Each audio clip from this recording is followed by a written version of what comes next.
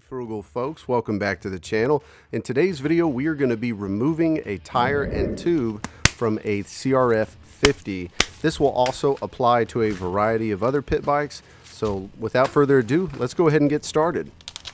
First, you can go ahead and grab a 3/4 socket and slap it over the nut.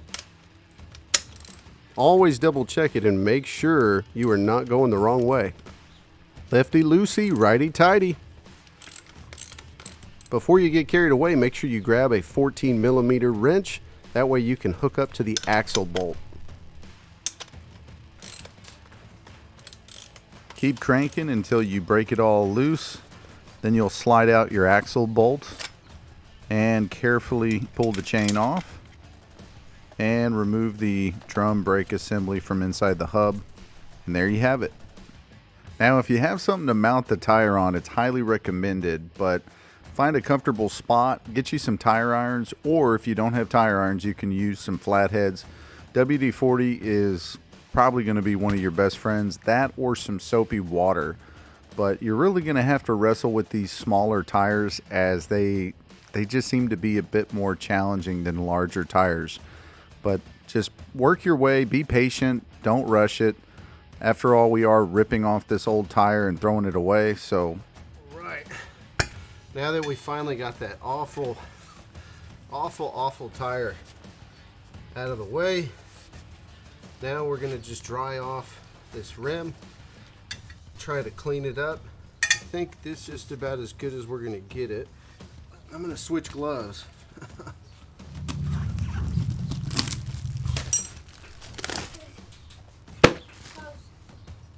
I'm never going to show it to one of my friends. So whenever I see a bad guy, I give you that. All right, now we got the tire halfway on. Now it's time for us to get our tube and install it. Remove our cap and make sure you get these nuts. Now here's where you got to get a little bit more careful, because you don't want to pop or puncture your tube. Spray it down with WD-40 and get it pretty slippery. You want it to be slick, or use the soapy water mixture that you're using and work it in all the way around. Once you have that first half of the tire over the rim, you'll carefully work your way around, and you'll even actually put a little bit of air pressure in the tube to kind of inflate it and make sure it's properly seated.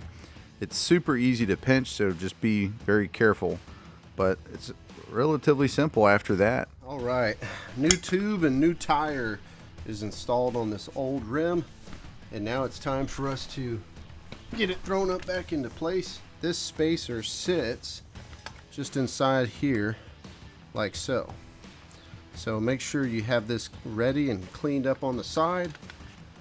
Really all we're going to do is put our drum brake in, slide it up there just like so, and it's usually best to put this guy in right as you're doing that, along with the chain. You want to put that chain on, feed it up under the sprocket. Just gotta knock it through. Pop this guy on. Our 3/4. A little bit of play. Tighten it up just a tad. If you have a suspension that tightens the chain whenever you compress the suspension, you might want to have it a little bit looser than what I have it here. But generally about 1 inch of wiggle room. Just a little bit of jiggle in your chain goes a long way. She's all done. Greatly appreciate you guys taking the time to watch this video. Subscribe if you can, and we'll see you on the next one. Take care.